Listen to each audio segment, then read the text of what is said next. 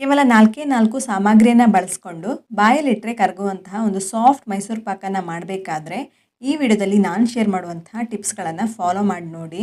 ಸ್ವಲ್ಪವೂ ಹದಗೆಡದೆ ಪರ್ಫೆಕ್ಟ್ ಆಗಿರುವಂತಹ ಮೈಸೂರು ಪಾಕನ್ನು ನೀವು ಮನೆಯಲ್ಲೇ ಸುಲಭವಾಗಿ ಮಾಡ್ಕೊಳ್ಬೋದು. ಫಸ್ಟ್ ಟೈಮ್ ಮಾಡಿದರೂ ಕೂಡ ನಾನು ಈ ವಿಡಿಯೋದಲ್ಲಿ ತೋರಿಸಿದ ಹಾಗೆ ಮೈಸೂರು ಪಾಕನ ಟೆಕ್ಸ್ಚರ್ ಬರುತ್ತೆ. ಬನ್ನಿ ಇದನ್ನು ಹೇಗೆ ಮಾಡ್ಕೊಳ್ಳೋದು ಅಂತ ನೋಡೋಣ. ಹಲೋ ಫ್ರೆಂಡ್ಸ್, ನಮಸ್ತೆ. ಶ್ರೀ ಮ್ಯಾಜಿಕ್ ಕಿಚನ್ಗೆ ಸುಸ್ವಾಗತ. ನಾನಿಲ್ಲಿ ಒಂದು ಪ್ಯಾನ್ ತೊಗೊಂಡಿದ್ದೀನಿ. ಇದಕ್ಕೆ ಒಂದು 4 ಟೇಬಲ್ ಸ್ಪೂನ್ ಆಗೋಷ್ಟು ಕಡಲೆ ಹಿಟ್ಟನ್ನು ಸೇರಿಸ್ಕೊಳ್ತಾ ಇದ್ದೀನಿ. ಇದನ್ನು ಡ್ರೈ ರೋಸ್ಟ್ ಮಾಡ್ಕೊಳ್ಬೇಕು. ಗ್ಯಾಸ್ ಫ್ಲೇಮನ್ನು ಲೋ ಫ್ಲೇಮಲ್ಲಿ ಇಟ್ಕೊಂಡು ಚೆನ್ನಾಗಿ ಇದನ್ನು ಹುರ್ಕೊಳ್ಬೇಕು. ಒಳ್ಳೆ ಘಮ ಬರಬೇಕು, ಆದರೆ ಕಲರ್ ಚೇಂಜ್ ಆಗಬಾರ್ದು. ಅಲ್ಲಿ ತನಕ ಇದನ್ನು ಹುರ್ಕೊಳ್ಳಿ. ಒಂದು 2-3 ನಿಮಿಷದಲ್ಲೆಲ್ಲ ಇದು ಚೆನ್ನಾಗಿ ಹುರ್ಕೊಳ್ಳುತ್ತೆ. ಕಡಲೆ ಹಿಟ್ಟಿನ ಘಮ ಬರ್ತಾ ಇದೆ ಅನ್ನುವಾಗ ನಾನು ಗ್ಯಾಸ್ ಫ್ಲೇಮನ್ನು ಆಫ್ ಮಾಡ್ಕೊಳ್ತಾ ಇದ್ದೀನಿ. ಈ ಕಡಲೆ ಹಿಟ್ಟನ್ನು ಒಂದು ಪಾತ್ರೆಗೆ ಸೇರಿಸ್ಕೊಳ್ಬೇಕಾಗತ್ತೆ. ನೋಡಿ, ಈ ರೀತಿ ಪಾತ್ರೆಗೆ ಹಾಕ್ಕೊಂಡು ಇದ್ರ ಜೊತೆಗೆ ನಾನು 1 ಕಪ್ ಆಗೋಷ್ಟು ಹಾಲಿನ ಪುಡಿಯನ್ನು ಕೂಡ ಸೇರಿಸ್ಕೊಳ್ತಾ ಇದ್ದೀನಿ. ಇವೆರಡನ್ನು ಚೆನ್ನಾಗಿ ಮಿಕ್ಸ್ ಮಾಡ್ಕೊಳ್ಬೇಕಾಗತ್ತೆ. ನೋಡಿ, ಈ ರೀತಿ ಚೆನ್ನಾಗಿ ಒಂದ್ಸಲ ಮಿಕ್ಸ್ ಮಾಡ್ಕೊಳ್ಳಿ. ನಾನಿಲ್ಲಿ ಕಡಲೆ ಹಿಟ್ಟನ್ನು ಬಳಸಿದ್ದೀನಿ. ನೀವು ಬೇಕಾದರೆ ಕಡಲೆ ಹಿಟ್ಟು ಹಾಗೆ ಮೈದಾ ಹಿಟ್ಟನ್ನು ಎರಡನ್ನೂ ಮಿಕ್ಸ್ ಮಾಡಿ ಹಾಕ್ಕೊಳ್ಬೋದು. ಒಂದು 2 ಟೇಬಲ್ ಸ್ಪೂನು ಕಡಲೆ ಹಿಟ್ಟು, 2 ಟೇಬಲ್ ಸ್ಪೂನು ಮೈದಾ ಹಿಟ್ಟು, ಆ ರೀತಿಯೂ ಹಾಕ್ಕೊಳ್ಬೋದು. ನಾನಿಲ್ಲಿ ಕಂಪ್ಲೀಟಾಗಿ ಕಡಲೆ ಹಿಟ್ಟನ್ನೇ ಬಳಸ್ಕೊಂಡಿದ್ದೀನಿ. ಈಗ ಅದನ್ನು ಸೈಡಲ್ಲಿಟ್ಟು ಒಂದು ಪಾತ್ರೆಗೆ 1/4 ಕಪ್ ಆಗೋಷ್ಟು ತುಪ್ಪ ಹಾಗೆ 1 ಕಪ್ ಆಗೋಷ್ಟು ಎಣ್ಣೆ. ನೀವು ಬೇಕಾದರೆ ಕಂಪ್ಲೀಟಾಗಿ ತುಪ್ಪವನ್ನು ಕೂಡ ಬಳಸ್ಕೊಂಡು ಈ ಮೈಸೂರು ಪಾಕನ ಮಾಡ್ಕೊಳ್ಬೋದು, ಅಥವಾ ಕಂಪ್ಲೀಟಾಗಿ ಎಣ್ಣೆನೇ ಬಳಸ್ಕೊಂಡು ಕೂಡ ಮಾಡ್ಕೊಳ್ಬೋದು, ಅಥವಾ ಅರ್ಧ ತುಪ್ಪ ಅರ್ಧ ಎಣ್ಣೆ ಈ ರೀತಿ ಮಿಕ್ಸ್ ಮಾಡ್ಕೊಂಡು ಕೂಡ ತೊಗೊಳ್ಬೋದು. ನಾನಿಲ್ಲಿ 1/4 ಕಪ್ ಆಗೋಷ್ಟು ತುಪ್ಪ ಹಾಗೆ 1 ಕಪ್ ಆಗೋಷ್ಟು ಎಣ್ಣೆನ ಮಿಕ್ಸ್ ಮಾಡ್ಕೊಂಡು ತೊಗೊಂಡಿದ್ದೀನಿ. ತುಪ್ಪ ಗಟ್ಟಿ ಇದ್ದರೆ ಸ್ವಲ್ಪ ಬಿಸಿ ಮಾಡ್ಕೊಂಡು ತೊಗೊಳ್ಳಿ, ಗಟ್ಟಿ ತುಪ್ಪವನ್ನು ಉಪಯೋಗಿಸೋದಕ್ಕೆ ಹೋಗಬೇಡಿ. ಇವಾಗ ನಾನಿಲ್ಲಿ ಕಡಲೆ ಹಿಟ್ಟು ಹಾಗೆ ಹಾಲಿನ ಪುಡಿಯನ್ನು ಮಿಕ್ಸ್ ಮಾಡ್ಕೊಂಡು ಇಟ್ಕೊಂಡಿದ್ನಲ್ಲ, ಅದಕ್ಕೆ ತುಪ್ಪವನ್ನು ಸೇರಿಸ್ಕೊಳ್ತಾ ಇದ್ದೀನಿ. ನೋಡಿ, ಈ ರೀತಿ ಮಿಕ್ಸ್ ಮಾಡ್ಕೊಳ್ಳಿ. ಸುಮಾರು 3/4 ಕಪ್ ಆಗೋಷ್ಟು ತುಪ್ಪ ಹಾಕ್ಕೊಂಡು ಚೆನ್ನಾಗಿ ಒಂದ್ಸಲ ಮಿಕ್ಸ್ ಮಾಡ್ಕೊಳ್ಳಿ. ತುಂಬ ಡ್ರೈ ಅನಿಸಿದ್ರೆ ಇನ್ನೊಂದು ಸ್ವಲ್ಪ ತುಪ್ಪವನ್ನು ಹಾಕ್ಕೊಳ್ಬೋದು.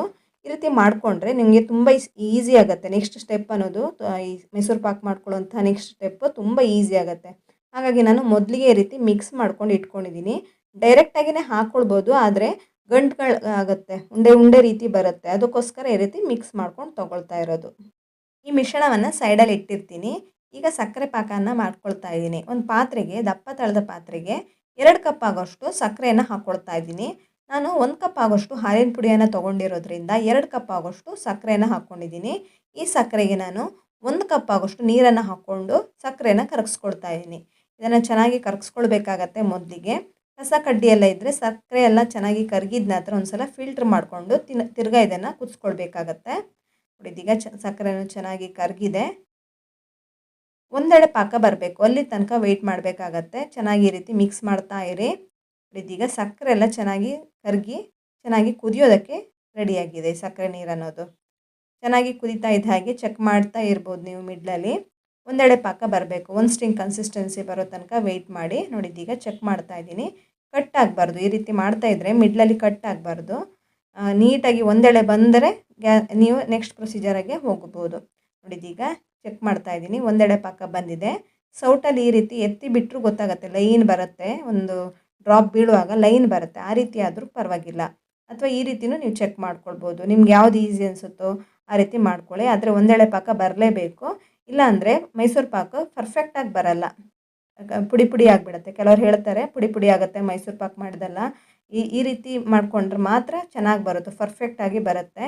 ನೋಡಿ, ಇದೀಗ ನಾನು ರೆಡಿ ಮಾಡ್ಕೊಂಡಂತಹ ಮಿಶ್ರಣವನ್ನು ಕೂಡಲೇ ಹಾಕ್ಕೊಳ್ತಾ ಇದ್ದೀನಿ. ಒಂದೆಳೆ ಪಾಕ ಬಂದ ಕೂಡಲೇ ನೋಡಿ, ಇದೀಗ ನಾನು ಈ ರೀತಿ ತುಪ್ಪದಲ್ಲಿ ಮಿಕ್ಸ್ ಮಾಡ್ಕೊಂಡು ಹಾಕ್ಕೊಂಡೇ ಇರೋದ್ರಿಂದ ಗಂಟುಗಳಾಗಲ್ಲ. ಈ ರೀತಿ ಮಿಕ್ಸ್ ಮಾಡ್ಕೊಳ್ಳೋದಕ್ಕೆ ತುಂಬ ಈಸಿ ಆಗುತ್ತೆ, ಇಲ್ಲಾಂದರೆ ನಿಮಗೆ ತಿರ್ಗಿಸ್ಕೊಳ್ಳೋದಕ್ಕೆ ಕಷ್ಟ ಆಗುತ್ತೆ.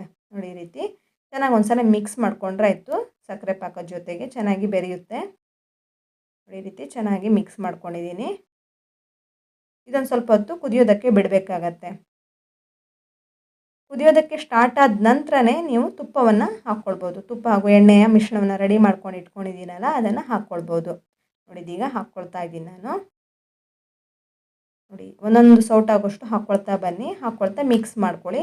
ತುಪ್ಪವನ್ನೆಲ್ಲ ಚೆನ್ನಾಗಿ ಹೀರ್ಕೊಳ್ಬೇಕು, ಅಲ್ಲಿ ತನಕ ವೆಯ್ಟ್ ಮಾಡಿ. ತುಪ್ಪ ಎಲ್ಲ ಚೆನ್ನಾಗಿ ಹೀರ್ಕೊಂಡ ನಂತರ ಇನ್ನೊಂದು ಸೌಟ್ ಆಗೋಷ್ಟು ತುಪ್ಪವನ್ನು ಸೇರಿಸ್ಕೊಳ್ಬೋದು. ಒಂದೇ ಸಲ ಕಂಪ್ಲೀಟಾಗಿ ಹಾಕ್ಕೊಳ್ಳೋದಕ್ಕೆ ಹೋಗಬೇಡಿ.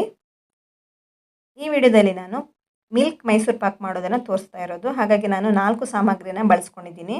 ಕೇವಲ 3 ಸಾಮಗ್ರಿಯಲ್ಲಿ ಕಡಲೆ ಹಿಟ್ಟನ್ನು ಉಪಯೋಗಿಸ್ಕೊಂಡು ಸಾಫ್ಟ್ ಮೈಸೂರು ಪಾಕನ್ನು ಕೂಡ ಮಾಡ್ಕೊಳ್ಬೋದು. ಆ ವಿಡಿಯೋವನ್ನು ಕೂಡ ನಾನು ಶೇರ್ ಮಾಡಿದ್ದೀನಿ, ಅದನ್ನು ನೀವು ಚೆಕ್ ಮಾಡಿ ನೋಡ್ಬೋದು ನನ್ನ ಚಾನಲಲ್ಲಿ. ಈ ಮಿಶ್ರಣ ತುಪ್ಪವನ್ನೆಲ್ಲ ಚೆನ್ನಾಗಿ ಹೀರ್ಕೊಂಡ ನಂತರ ಇನ್ನೊಂದು ಸೌಟಾಗುವಷ್ಟು ತುಪ್ಪವನ್ನು ಸೇರಿಸ್ಕೊಂಡು ಚೆನ್ನಾಗಿ ಮಿಕ್ಸ್ ಮಾಡ್ಕೊಳ್ಬೇಕಾಗತ್ತೆ. ಈ ರೀತಿ ಮಿಕ್ಸ್ ಮಾಡ್ಕೊಳ್ಳೋದ್ರಿಂದ ಕೈ ಬಿಡದೆ ಈ ರೀತಿ ತಿರುಗಿಸ್ತಾ ಇರೋದ್ರಿಂದ ಸೌಟಿನ ಸಹಾಯದಿಂದ ತಳದಲ್ಲಿ ಅಂಟ್ಕೊಳ್ಳಲ್ಲ. ಹಾಗಾಗಿ ನಾನು ದಪ್ಪ ತಳದ ಪಾತ್ರೆಯೇ ಉಪಯೋಗಿಸ್ಕೊಂಡು ಈ ರೀತಿ ಸೌಟಿನಿಂದ ಮಿಕ್ಸ್ ಮಾಡ್ತಾ ಇರ್ತೀನಿ. ಇಲ್ಲಾಂದರೆ ತಳದಲ್ಲಿ ಅಂಟ್ಕೊಂಡು ಬಿಡುತ್ತೆ. ನೋಡಿ ಈಗ ಚೆನ್ನಾಗಿ ಕುದೀತಾ ಇದೆ, ತುಪ್ಪವನ್ನೆಲ್ಲ ಚೆನ್ನಾಗಿ ಹೀರ್ಕೊಂಡಿದೆ. ಈ ಹಂತದಲ್ಲಿ ಇನ್ನೊಂದು ಸೌಟಾಗುವಷ್ಟು ತುಪ್ಪವನ್ನು ಸೇರಿಸ್ಕೊಳ್ತಾ ಇದ್ದೀನಿ. ನೀವು ಬೇಕಾದರೆ ಮಿಡ್ಲ್ ಒಂದ್ಸಲ ಚೆಕ್ ಮಾಡಿ ನೋಡಿ ಇದ್ರದ್ದು ಕನ್ಸಿಸ್ಟೆನ್ಸಿ ಕರೆಕ್ಟಾಗಿ ಬಂದಿದೆಯಾ ಇಲ್ವಾ ಅಂತ. ಮೈಸೂರು ಪಾಕ್ನ ಕನ್ಸಿಸ್ಟೆನ್ಸಿ ಚೆಕ್ ಮಾಡಬೇಕಾದ್ರೆ ಒಂದು ಪಾತ್ರೆಯಲ್ಲಿ ಸ್ವಲ್ಪ ನೀರನ್ನು ತಗೊಂಡು ಒಂದು ಸ್ವಲ್ಪ ಮಿಶ್ರಣವನ್ನು ಹಾಕಿ ನೋಡಿದ್ರೆ ಉಂಡೆ ರೀತಿ ಆಗಬೇಕು. ನೀರಲ್ಲಿ ಕರಡಬಾರ್ದು, ನೀರಲ್ಲಿ ಸ್ಪ್ರೆಡ್ ಆಗಬಾರ್ದು. ನೀರಲ್ಲಿ ಸ್ಪ್ರೆಡ್ ಆಗ್ತಾಯಿದ್ರೆ ಇನ್ನೂ ಸ್ವಲ್ಪ ಹೊತ್ತು ಇದನ್ನು ಮಿಕ್ಸ್ ಮಾಡಬೇಕು. ಇದೇ ರೀತಿ ತಿರುಗಿಸ್ತಾ ಇರಬೇಕು ಅಂತ. ನೋಡಿ ಇದೀಗ ಹಾಕಿ ನೋಡ್ತಾ ಇದ್ದೀನಿ, ಉಂಡೆ ರೀತಿ ಆಗ್ತಾಯಿದೆ, ನೀರಲ್ಲಿ ಸ್ಪ್ರೆಡ್ ಆಗ್ತಾ ಇಲ್ಲ.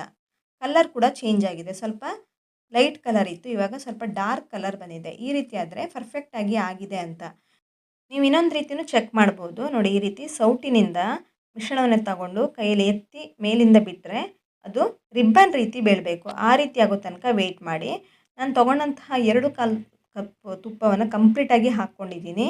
ನೋಡಿ ಇದೀಗ ಎತ್ತಿ ತೋರಿಸ್ತಾ ಇದ್ದೀನಿ, ನೋಡಿ ಕಾಣಿಸ್ತಿರ್ಬೋದು. ಎತ್ತಿ ಬಿಟ್ಟರೆ ಅದು ರಿಬ್ಬನ್ ರೀತಿ ಆಗ್ತಾಯಿದೆ. ಮಿಶ್ರಣ ಕೂಡ ಗಟ್ಟಿಯಾಗಿದೆ, ಕಲರ್ ಕೂಡ ಚೇಂಜ್ ಆಗಿದೆ. ಇದೀಗ ಪರ್ಫೆಕ್ಟ್ ಆಗಿರೋಂಥ ಒಂದು ಕನ್ಸಿಸ್ಟೆನ್ಸಿ.